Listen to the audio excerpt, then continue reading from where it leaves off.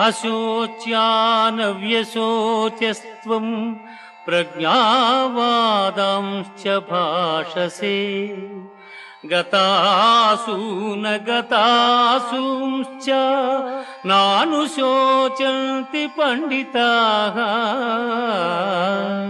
నానుశోచంతి పండితాః.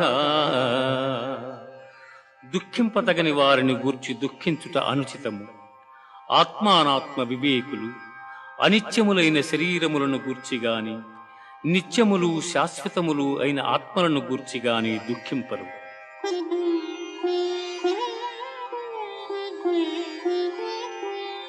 దేహినోస్మిన్ యథా దేహే కౌమారం యవ్వనం జరా తథా దేహాంతర ప్రాప్తి